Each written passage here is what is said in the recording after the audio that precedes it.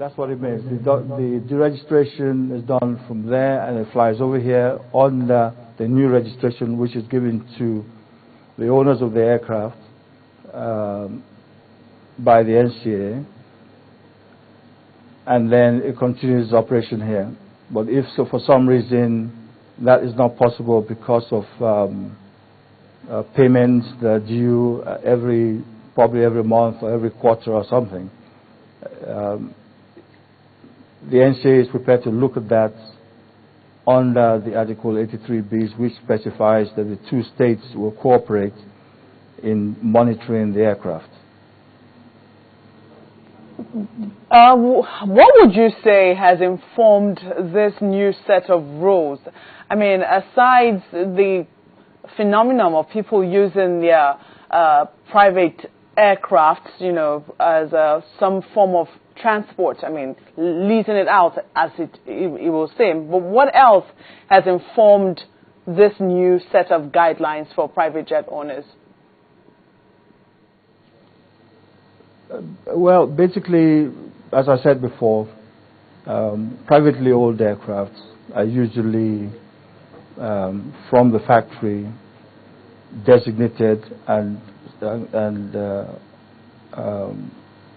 categorized as private and not for commercial purposes. Now, if we have a situation like that in the country, and they're usually probably a little cheaper than a commercial aircraft.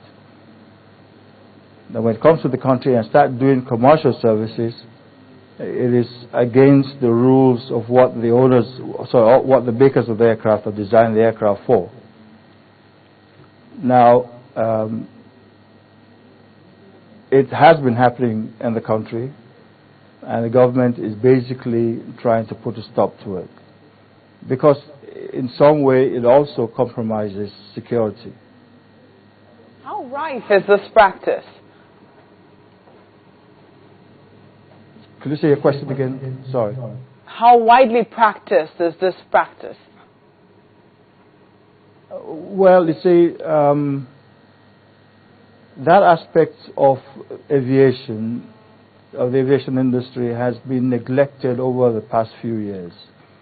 And the monitoring by CAA hasn't been adequate. So I really can't put a data to how widely it has been practiced. But we do know that not all aircrafts on ground are commercial. There's some that are private, and the ones that are commercial are operating commercially. But we really want to be able to understand how the private ones are. There are rumors that they're operating commercially, but we can't really prove that at this point. So if I understand you correctly, sir, you're actually saying that it is true that private jet owners will not be allowed to carry their friends and business associates aboard their aircraft. Is that what you're confirming to us? Yes, that is what the policy says, and we're going to drive towards that. Even though at some point, you know, people may say, well, okay, look, I want to be able to carry my friends. That will mean that the aircraft should be properly insured for that purpose, and people must be, the industry must understand the fact that you're not using the aircraft for anything more than carrying your friends, and you're not using the aircraft for commercial purposes. Well, is it also true, because you understand that the policy directs that identities of all passengers on board any private jet must be made known through a manifest before air traffic control clearance will be sought. Is that correct? That is very correct, and that drives towards security. Basically, it's practiced everywhere in the world, and it's called General Declaration on Executive Jets. Now, these general declarations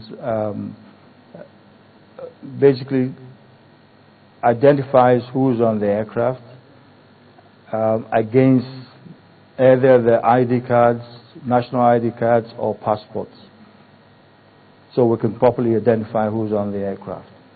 Is it to be directed to air traffic control before clearance is sought, or to state security? Because you have aviators who tell you there's nowhere in the world where that happens. It's always for the state security to do, not the civil authorities.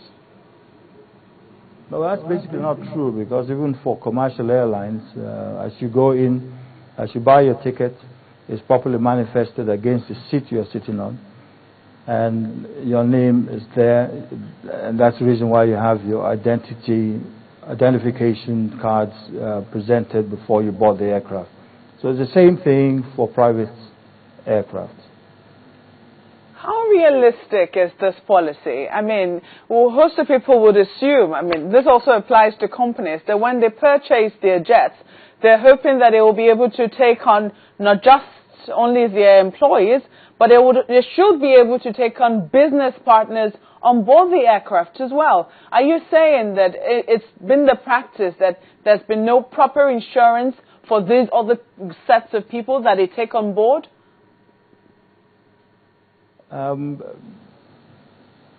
One doesn't know, and I can't prove it at this point until we make proper investigations and being on the ground to be able to look at, properly monitor the operations. But not all these aircraft that are operating commercially have commercial oriented insurance policies. And that should be looked at critically, because if anything does happen, lives will be lost and no compensations will be given. You made mention of private aircraft operating commercially. I mean, this is assuming that the practice is there. But what this new policy seeks to correct could also be could also affect everyday things that are taken for granted. For instance, a businessman is traveling and is about to take on his business associates because they're about to sign a deal for whatever reason. It's not a commercial, business operation. Are you saying that that is not possible anymore? It's possible if the aircraft is properly properly insured. How would you know it's not being commercialized? If I'm your friend and you own a private jet and you ask that I be taken to a destination, would you say that's commercial? No, not basically. I mean, commercial is for hire and reward. I.e., is either you're paying for something when you're using the aircraft, or you're paying directly to the owners of the aircraft. That's, I consider, commercial for hire for reward. It's basically to be able to cover your cost of operating the aircraft. There's absolutely nothing wrong with it. But you must be able to come out and say, look, I am a commercial operator. And from that point on, you act commercially. Well, we have questions coming through here, and let's take this one from Sultanisa. He says, is there any evidence of any private jet owner in Nigeria using it for commercial purpose? Has anyone been caught? When? Well, as I said before, we're just beginning to properly monitor that side of the industry, which we want to grow. It's important to be able to grow commercial, to grow executive jet operation in the country. Many countries have benefited from it, and I think we are also going to benefit from it. At the moment, we have over 80 aircraft on ground, and to my mind, if we direct it properly, the country will be making more money than it's making right now. Well, you have people who are also beginning to think, as they send comments here. I did, for instance, they all think that this policy is, let me just read category. He says, when policies are made because of personal vendetta, they look this ridiculous, and so many other people think this policy is targeted at certain individuals. I don't think so. I think the government makes policy to make the industry that they drive better. Sometimes